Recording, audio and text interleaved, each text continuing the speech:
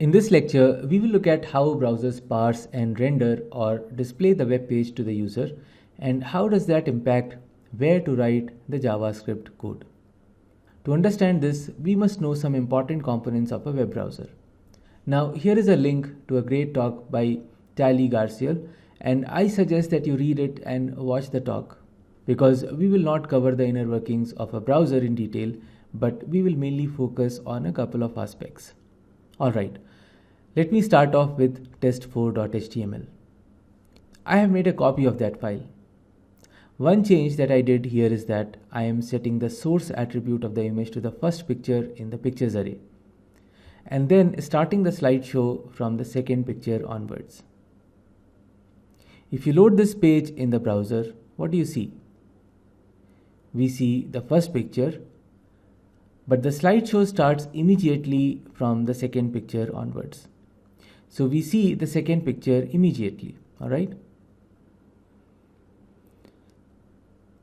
And the slideshow is getting triggered by the body's load event, which occurs when the web page is completely loaded, which means that by now all objects in the document are in the DOM and all images and subframes have also loaded. Let's put an alert dialog box inside the load function as the first statement. And now let's refresh the page. If you notice, the alert dialog box comes up only after the image has been loaded on the page. Alright? That is, the image content has been fetched through the specified URL. So the load event occurs when all images and subframes, if any, they are loaded. Now let's remove the onload attribute from the body. If we reload the page, what do you think should happen? You can pause the video here, look at the code and then answer. Well, if we reload the page, of course we see the first image, but the slideshow doesn't start. And that is because the slideshow is started by calling the changePic function. But that function is now never getting called, isn't it? So let me just put the changePic function call as the last statement inside the script tag. So now what do you think? Will the slideshow start? Let's check. And if we reload the page and wait a little, you can see that the slideshow didn't start. So there must have been some error somewhere. So let's open the JavaScript console and we can see that there is an error, and the error says cannot read property get elements by tag name of null, which means that JavaScript is trying to read a property with this name of some null object. So let's look at the code.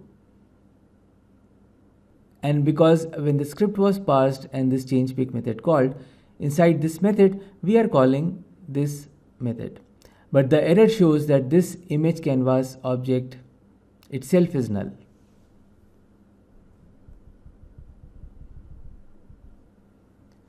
But we do have it in our HTML. So how is it null? Well, the issue is that the script got loaded before the image canvas element into the DOM.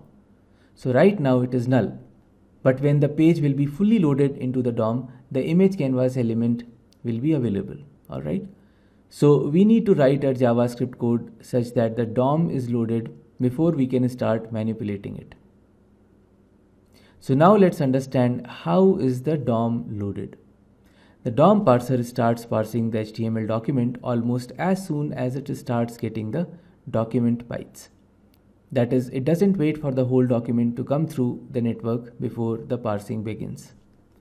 Also, to give a good user experience, browsers start rendering those elements which have been completely parsed even before they are done with the whole document.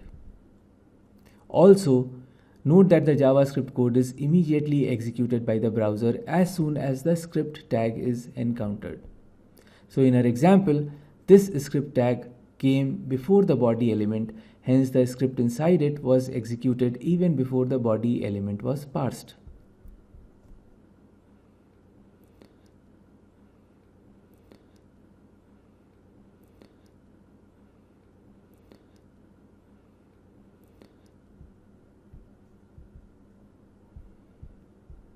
Let me just make a little change to the script and let me log document.body at the end of the script. And if we reload the page, as expected, the body element is null at the point it was logged on the console. But the script need not be just inside the head element. It can also be put inside the body element. Also, notice that JavaScript libraries are sometimes quite large, so it takes some time to load these. So one of the good practices used to be to put your script tag at the end of your body, right before the end tag of the body element.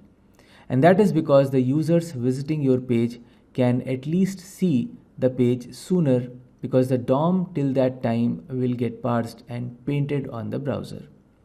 So let me just move our script inside the body. And also uncomment the change pic function call. Now let's reload the page. And as you can see, that document.body has an object and the slideshow starts working. There is another attribute associated with the script tag named differ, but this doesn't work for internal JavaScript code, but only for external JavaScript files.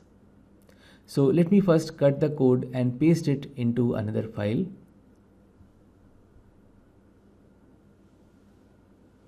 And save it in the same directory as the HTML file.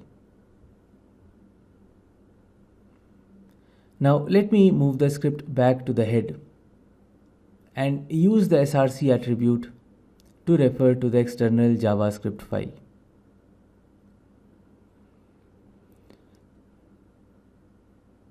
If you reload the page right now, you will get the same error that we got before.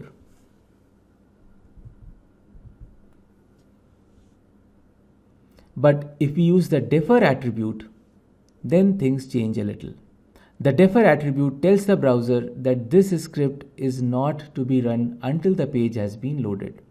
So in case one wants to run a script which manipulates the DOM, you can keep it inside the head element, but use the differ attribute to execute the script later. HTML5 has introduced another attribute named async, which is meant to hint the browser that this script is to be executed asynchronously without blocking the parsing of the DOM, alright? And this attribute is also available only for external JavaScript files and not for internal JavaScript code. The point is that when the browser is parsing the DOM and it encounters the script tag, I mean an external script tag, it starts downloading the script and will end up running the script before moving on with the parsing process. But the async attribute tells the browser that you can download it and run it in the background without blocking the parsing process. So you will need to do that if you are sure that the script doesn't manipulate the DOM, because for that you should not run the script until the page is loaded. Most of the times, the async attribute is used for cases when you are using external libraries like jQuery. But then calling the jQuery library methods should be done after the DOM is loaded. So I think you need to play around a little to make sure that you understand how and when is your JavaScript getting executed. But this should give you a good background on how do you start JavaScript code execution in your web page.